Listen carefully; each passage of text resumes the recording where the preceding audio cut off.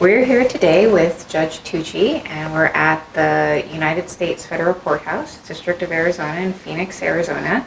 And I wanted to start by saying thank you so much for taking the time to speak with us today. We're here to learn a little bit more about your pathway to the bench. Thank you for including me in your overall programming. I appreciate it. It's an honor. Thank you. So we're doing this program in an effort to try to increase awareness about all of the different paths that judges in Arizona have taken to get to where they are today. So we'll start off by just getting to know a little bit more about you, your background. So if you can tell us where you're from, where you grew up. Sure. I grew up in Morgantown, West Virginia. I lived there from the time I was 5 years old until I finished undergraduate, and studied engineering at West Virginia University and thought that's what I was going to be doing for my career. My family sort of led me to Arizona eventually. We were in Tucson for a while, where I went to graduate school, also in an engineering-related field. It was management information systems.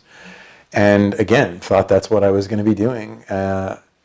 What intervened really was my wife, who, unlike me, knew exactly what she wanted to do. She was straight through undergrad and into law school, went to work as a public defender.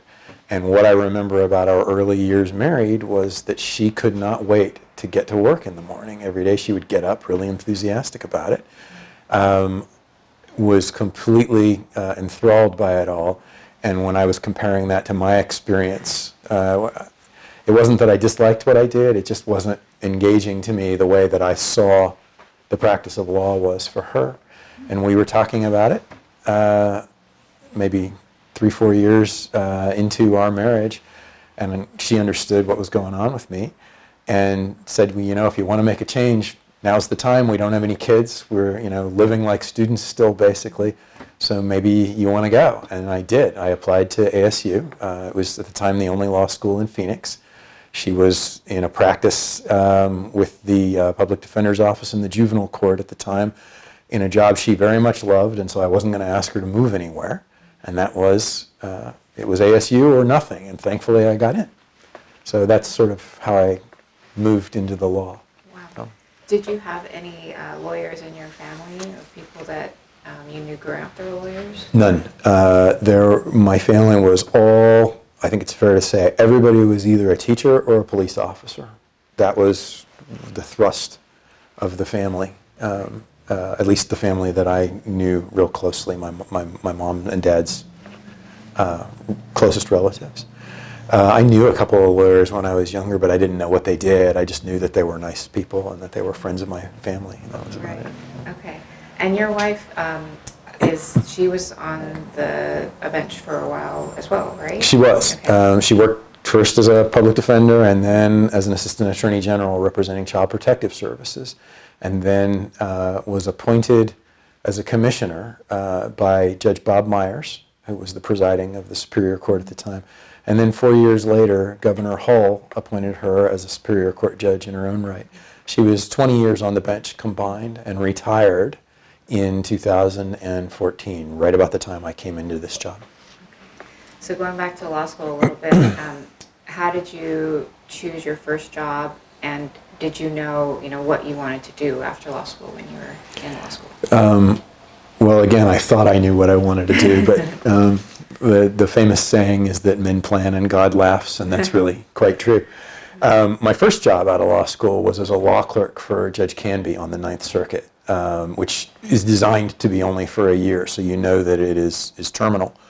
And it's really a continuation of your education. You get 3 years of law in theory, and when I was at the law school, clinicals and practical courses weren't quite as prevalent as they are now. They had them, but they weren't pushed the way they are now. And I guess that was one thing I would say for people that are going to law school or in law school.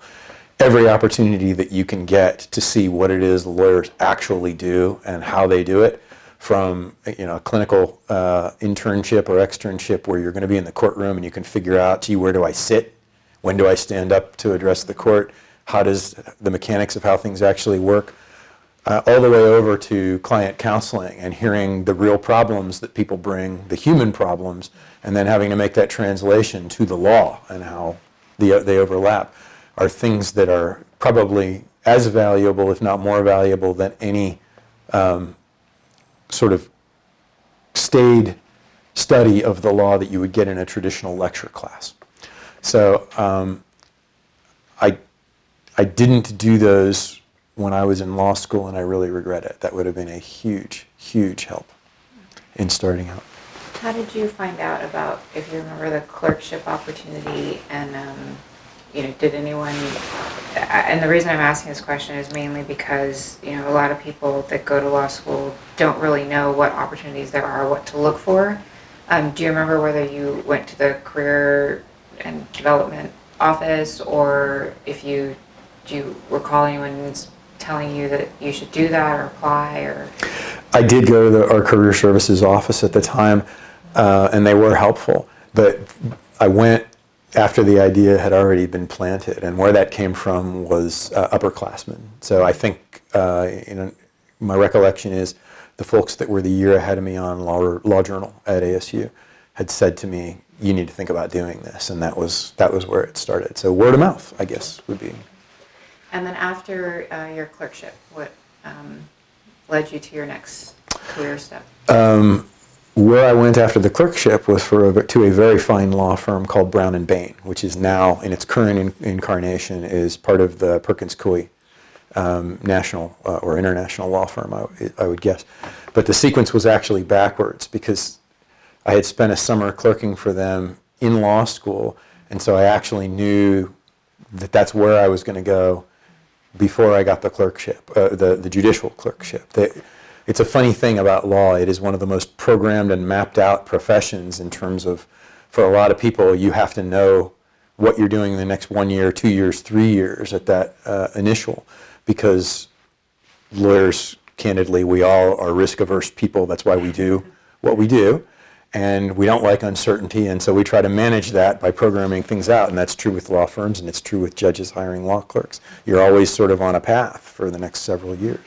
So getting back to your point, though, the actual sequence of how things happened then was after the clerkship. I went to Brown and Bain, and I was there for almost 4 years, 3.5 years, doing intellectual property litigation, which was the lion's share of their practice, some general civil litigation, and then I worked for a partner who was one of my mentors there, Paul Eckstein, who did a lot of election law and government law, and that was probably the key indicator that I wasn't going to survive as an IP litigator, because I found Paul's work with the government and election law, which often was not paying work, it was done on a voluntary basis, to be much more interesting to me on a daily basis than the IP, which should have been very interesting, because how we regulate our intellectual property and everything is a key to how our economic system works, especially in the United States, where there's so much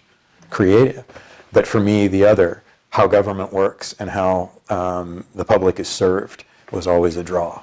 And it might have been my first indicator that I was probably going to wind up in government service. So after Brown and Bain, what introduced you to your next career step, and what was it?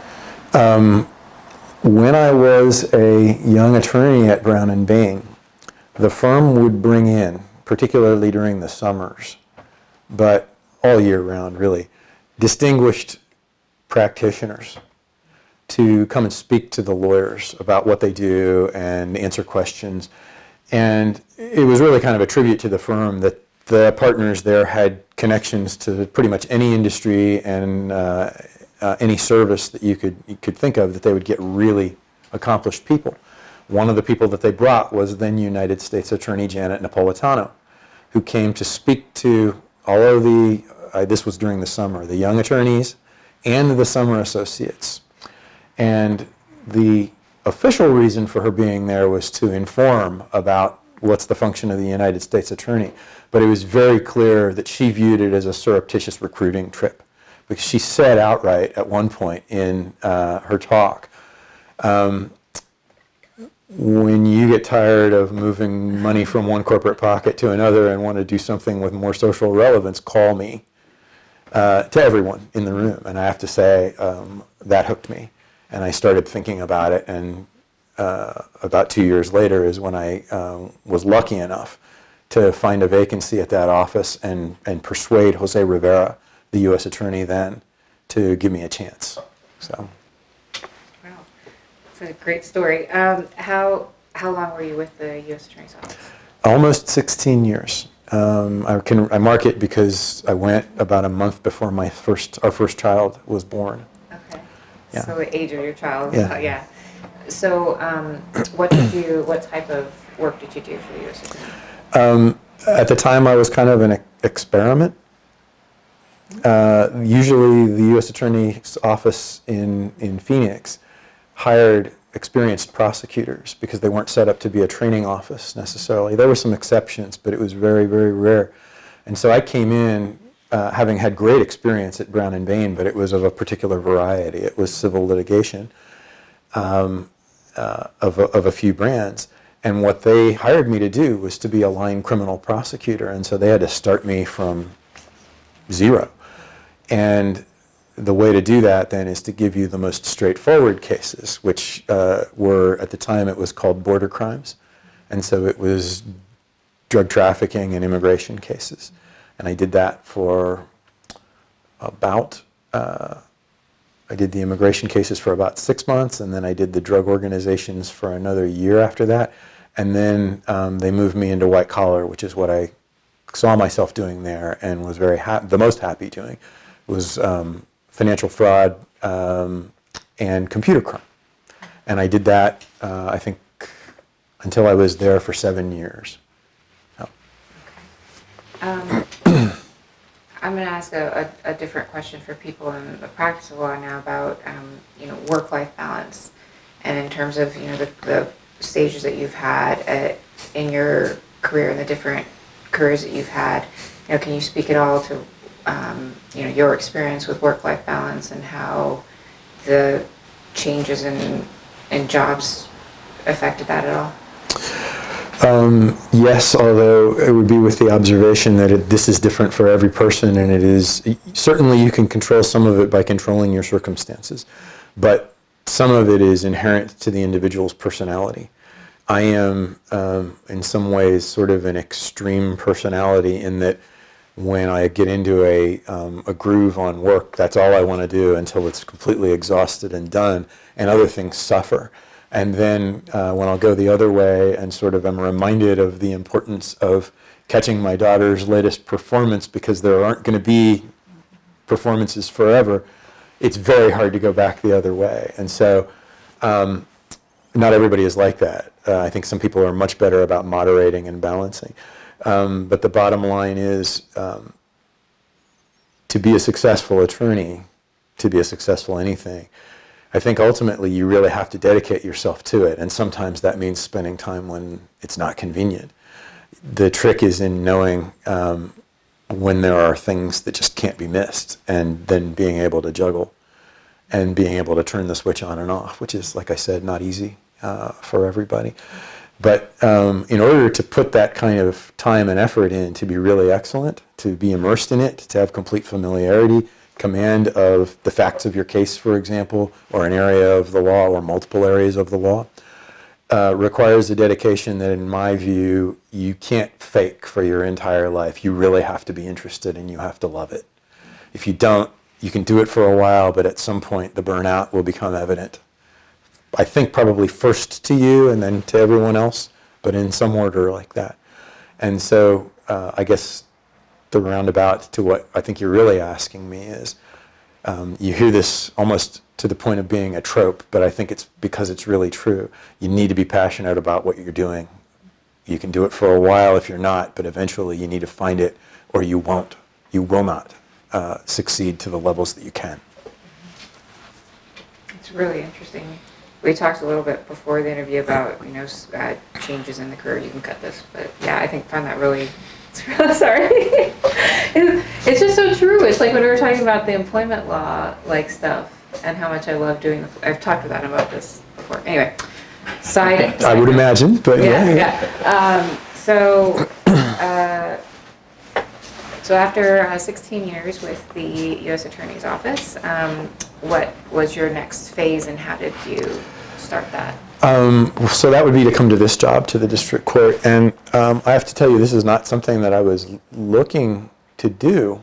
I thought that I was headed in a slightly different direction, and it was this.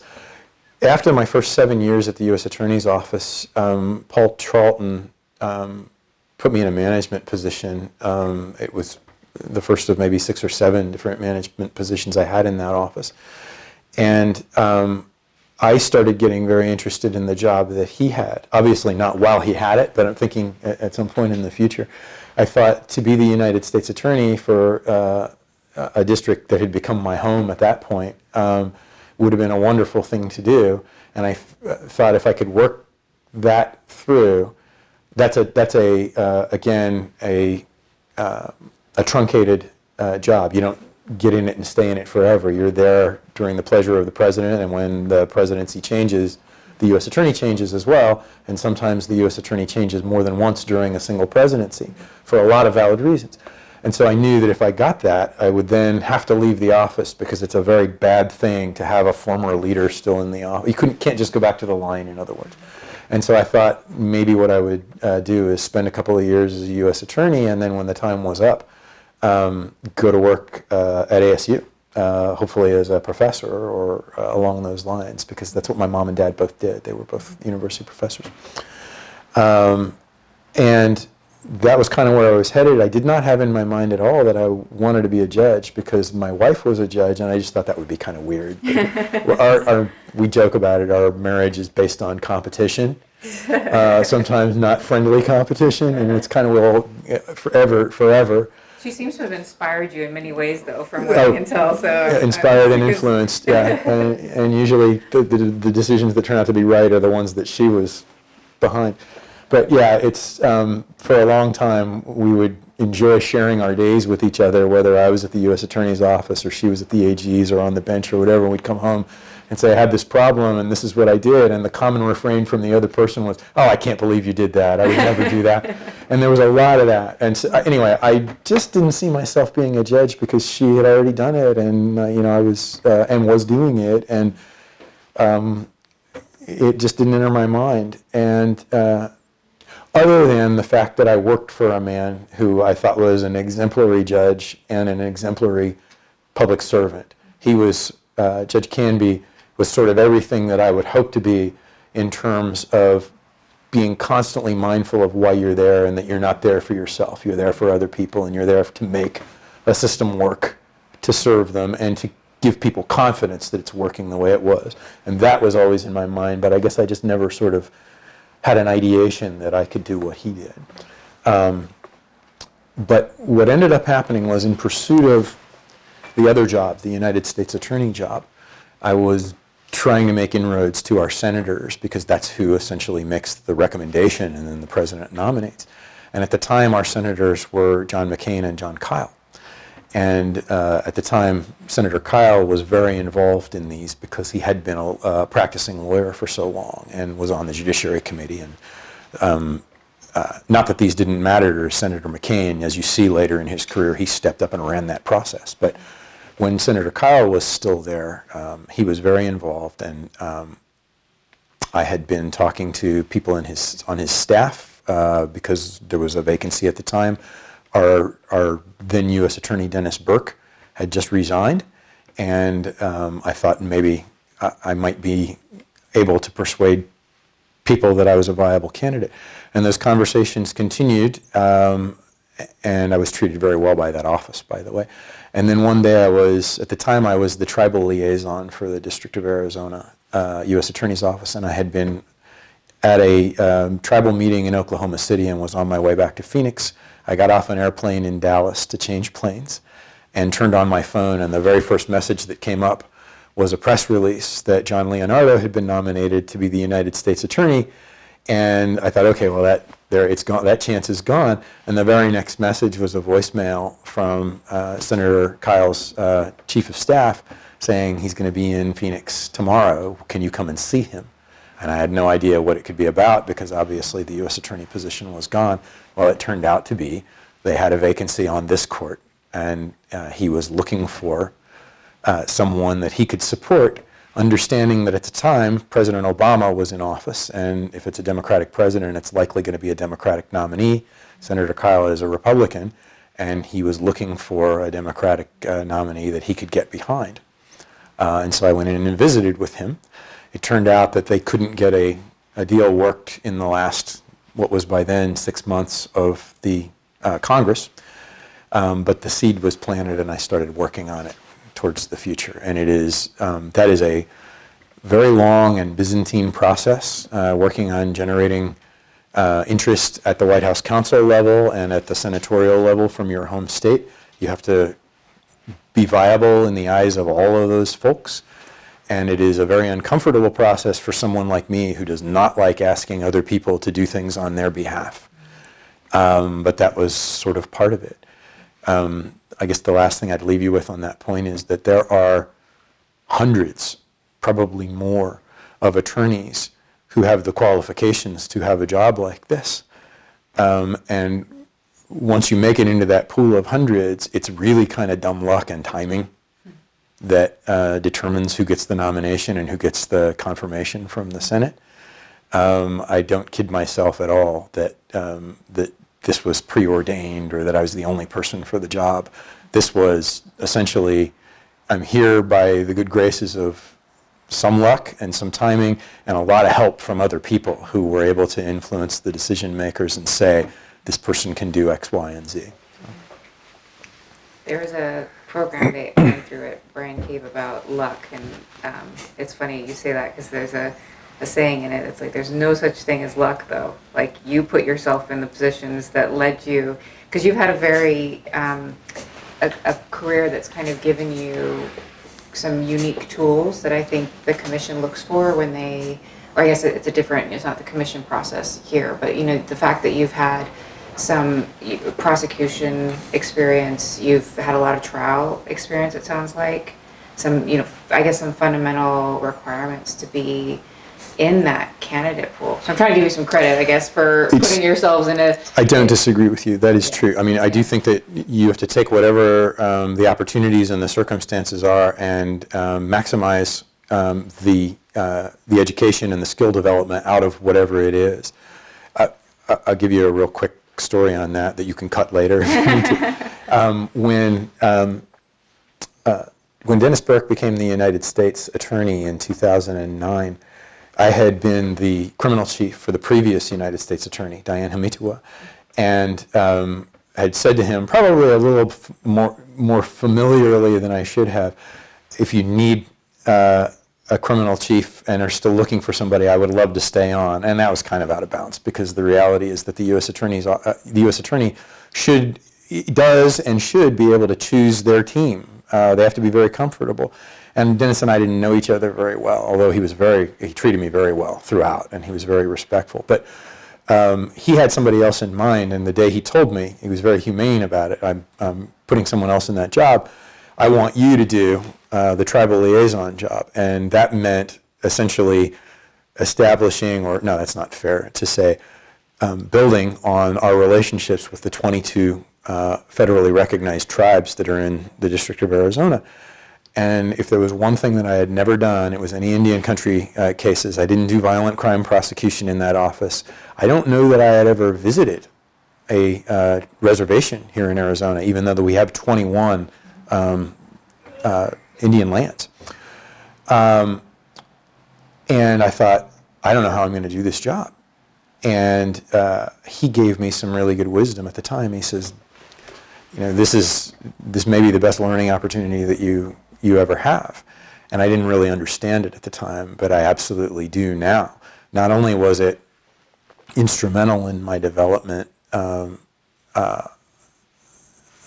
a public servant to understand what is an underrepresented and underserved segment of our population, but it turned out that going there made connections for me that were instrumental in my getting the appointment, because President Obama was very concerned with input from tribal leadership.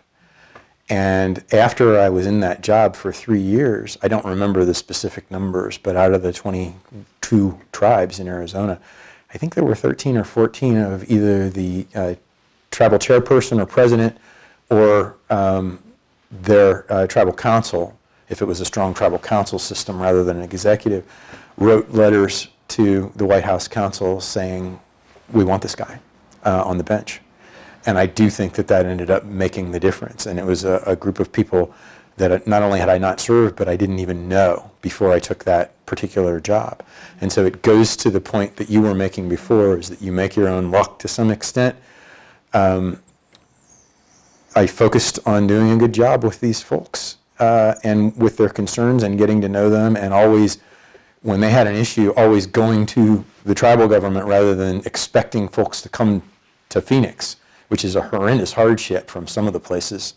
To come from Window Rock is a 5.5-hour drive if you're at the Navajo Council. To come from Wallapai is not easy as well. To Honolulu, this is a long, long trek. And I think those folks respected the effort, and I hope that they valued the results. I think they did, otherwise they wouldn't have done what they did for me. So.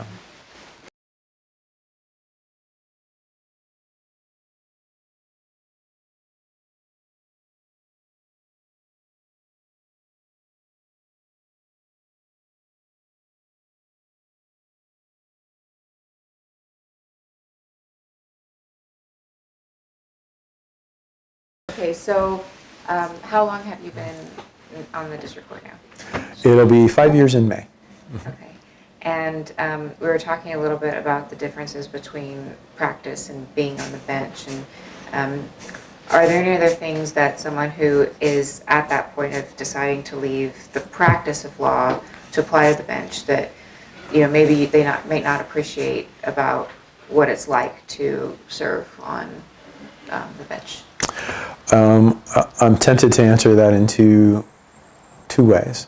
One of them, I think, goes more towards being successful on the bench, and that is that I think as an advocate, I won't speak for anyone else, but as an advocate, I didn't have a complete understanding for all of the considerations that the decision maker has to have in RAM all of the time. You look at it as an advocate, or I did anyway, very much as, how do I make it easier for the judge to find in my client's favor, to do the things to grant the relief that I want. And that's good, and that's the job, and it's designed that way. I mean, there's so much thought and reason behind everything we do and how we do it under the rules. But it's not all of what the judge has to think about. The judge has all kinds of other considerations that don't just go towards giving you what you want. And so to keep that in mind is very helpful.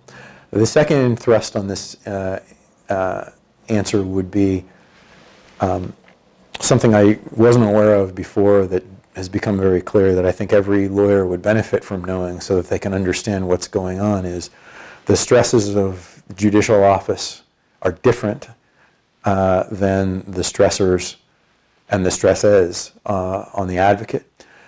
Every job in this profession is stressful because so much is at stake. It's someone's life, someone's liberty, someone's property, someone's rights, and these are all very, very important things.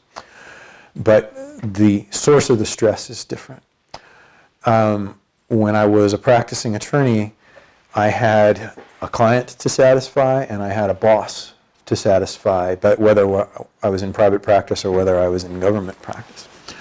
And so the directives came essentially from those relationships, and that makes sense. But as a judge, at least as a federal judge, and it's a lifetime appointment, you don't have a boss in that sense, and you don't have a client. What you do have, though, is the oath of office that you took, which imposes duties that I suppose someone could choose to ignore and make the job about something else. Being a judge is to be venerated and to be respected at all times or whatever. That's totally outside the the bounds of what we took the oath for.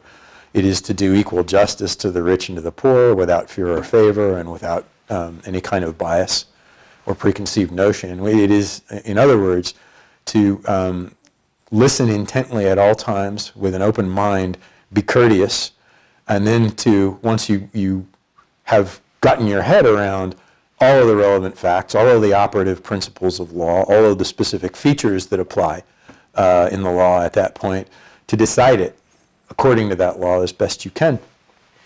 And you have to do it fast, because there are hundreds upon hundreds of litigants behind the case that's in front of you now. And so it's this dichotomy between recognizing that you have to make decisions and move on, pressed up against the notion that you have to do it right, and getting it right takes some time sometimes. And then on top of all of that, you need to remember that you have to be respectful and courteous even when the pressures are coming in. And so these are not external stressors like I was talking about. They're internal, because if you don't enforce it on yourself, no one will. And in some ways, in many ways, I find that to be even more stressful than when I was getting the edict from outside.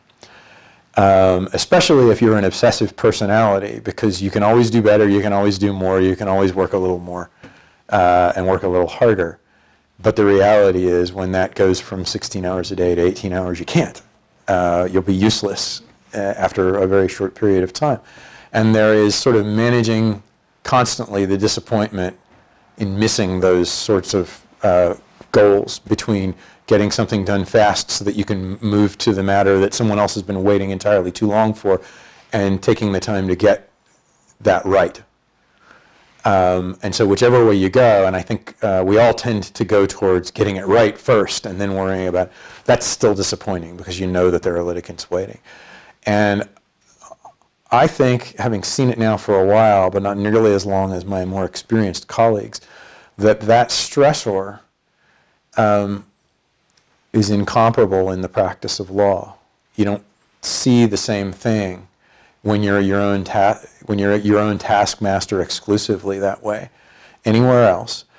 And it worries me that that may bleed through in, the desire to move on means I'm not listening as much as I need to in a hearing, or I think I've already got something figured out walking into a hearing.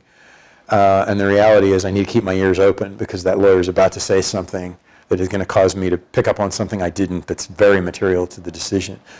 And so it's sort of not being able to know the unknown because of your reaction to these other competing imperatives.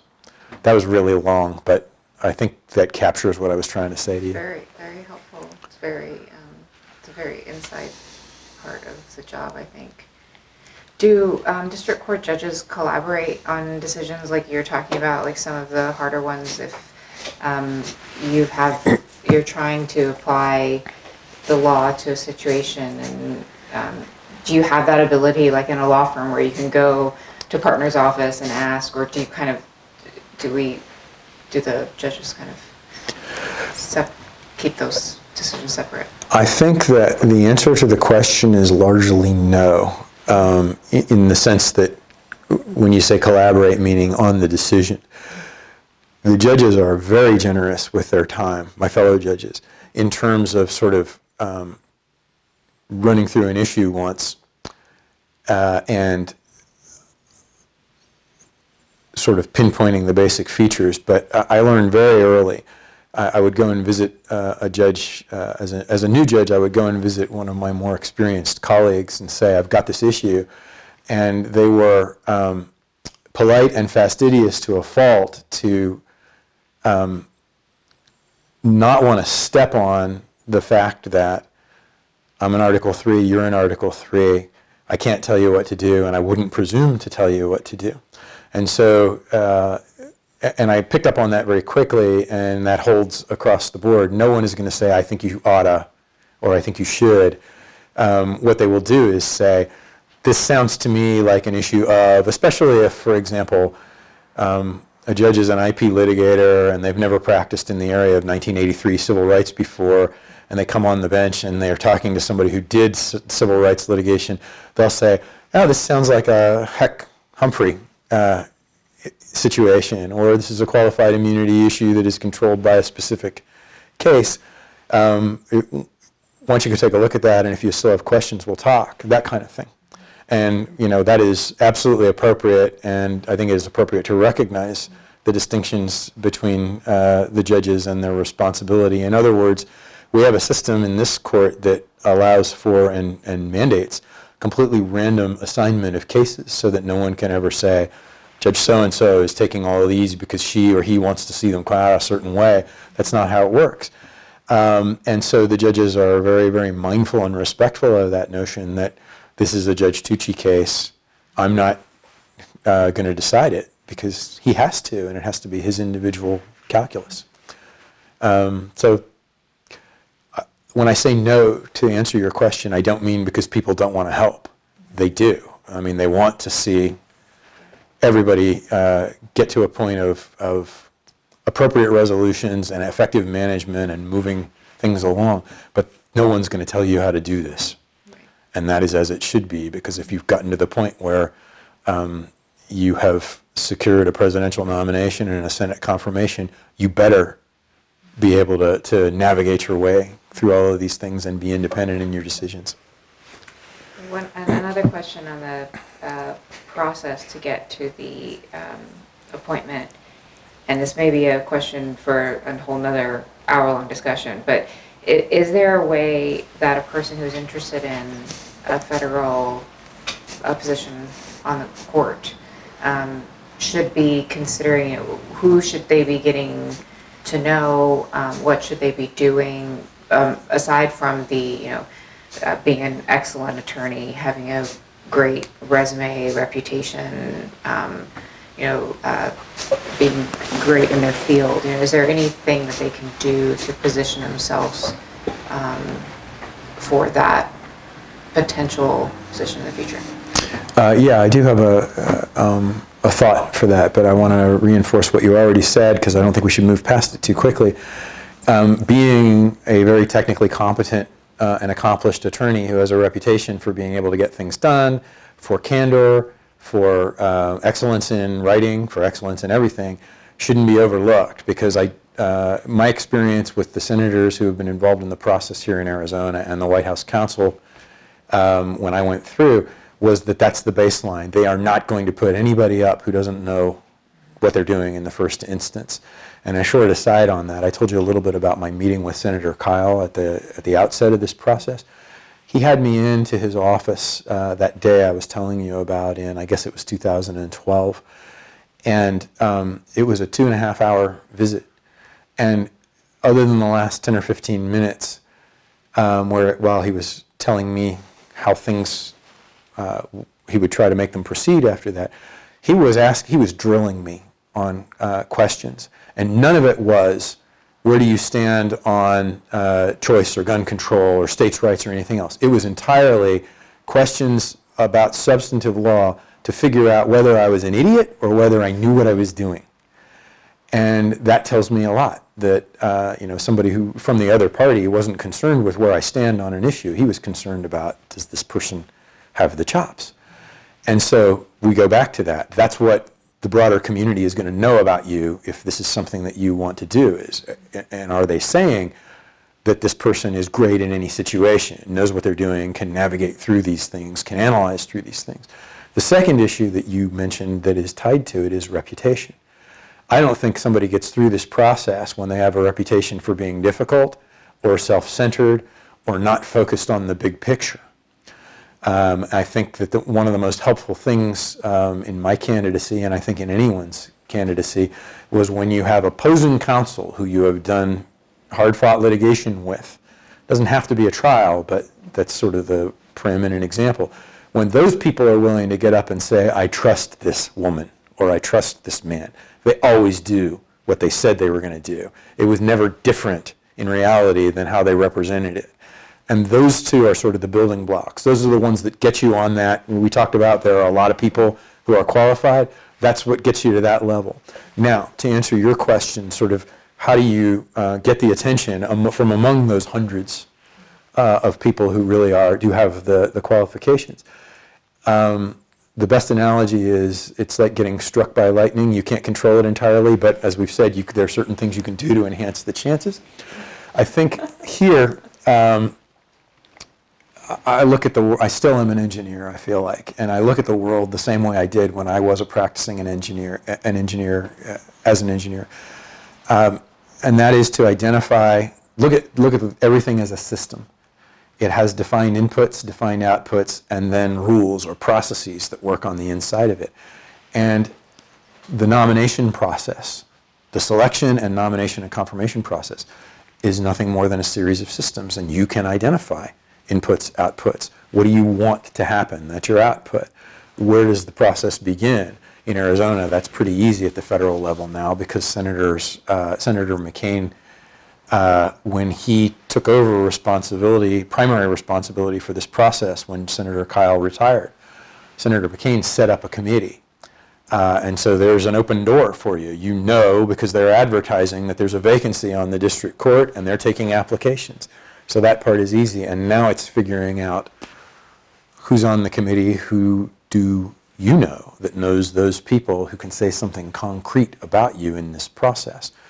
What are their concerns? You got to flip that around as well and look at whoever the president is, look at White House counsel and what are their processes.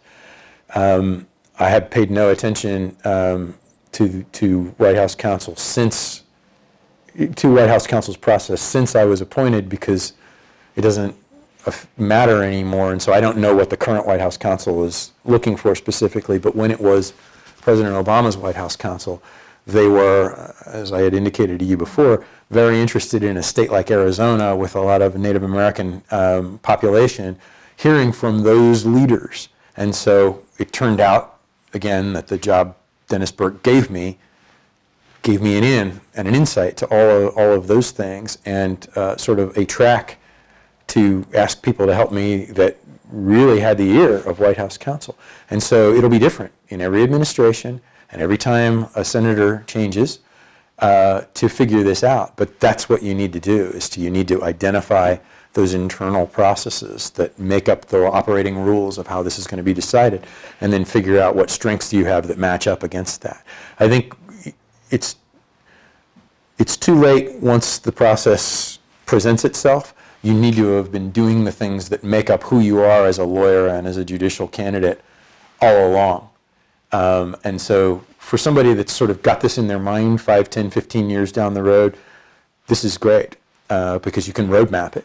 But the problem is, I think, like me, a lot of people don't think about doing this. You somewhat fall into it one way or another, into the process.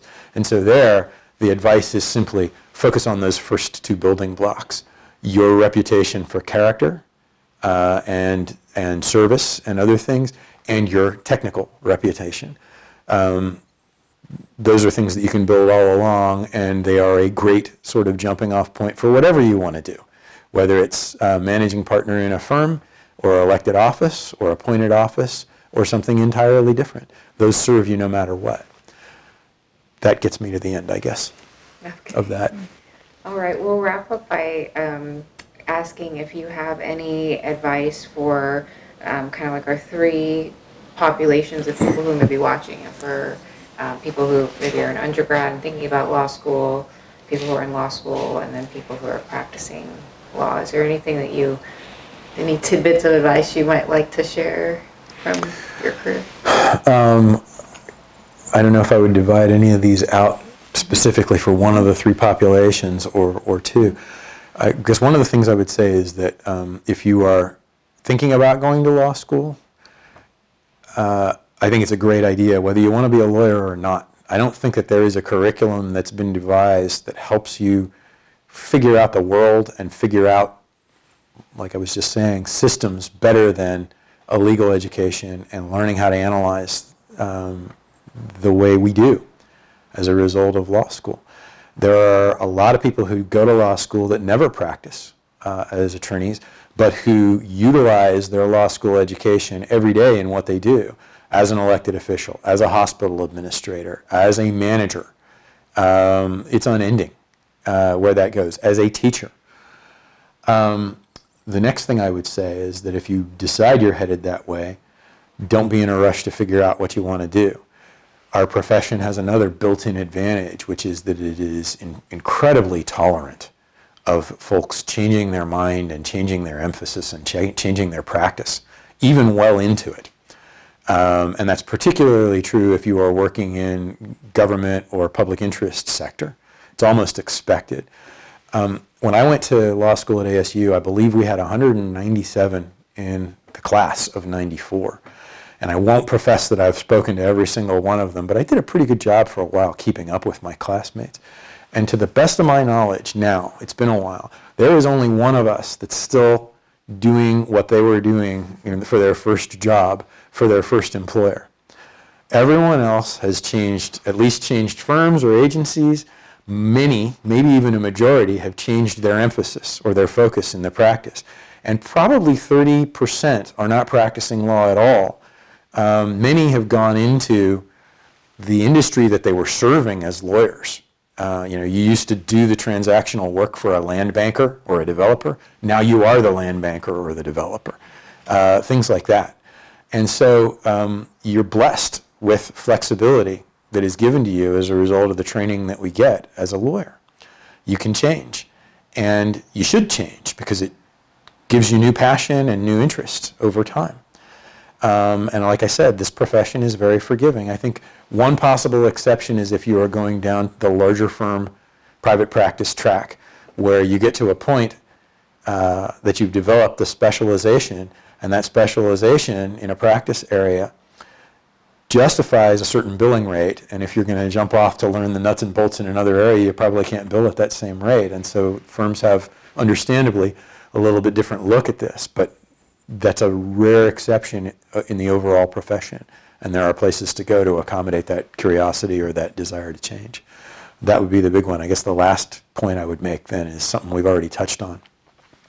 Maybe in our profession, more than any other, reputation matters more than any other thing. And that's reputation for competence and reputation for character. And I think it's because our profession is more inherently lined up towards problem solving and towards giving advice and to a client, in any other parlance, a customer, that trust is more important. There's really no way that a client can tender their issues to an attorney without having trust. And that's not true in every other aspect of service. In some it is, but not very many. And so when I talk about maintaining your reputation for competence and character, it's not just about trust of you as the lawyer serving. It is trust in the system. And I think that our system, our judicial and our legal system, is always under some low level of derisive attack. There have been lawyer jokes forever. It feels much worse right now that the institution is being attacked by people who have something to gain from tearing it down. And unfortunately, because things go out on social media in 140 character messages or whatever, and there's no way to sort of look at the nuances or give even sufficient detail for somebody to really make up their mind, is this true or not? And a lot of people sort of fall into that lazy trap of, well, I read this little thing, maybe it's true. The only way we have to combat that is by example among the participants in our system, the lawyers, the judges, the servants of the system. And so reputation, I think, matters more now than ever for that reason. That's really great advice. And I don't have any other questions, so I just wanted to say thank you so much for taking the time to speak with us today. I know it's very busy and you have a very busy docket, so thank you again for taking the time to speak with us. This is very valuable information. And all right, well, thank you, Shana. Appreciate it.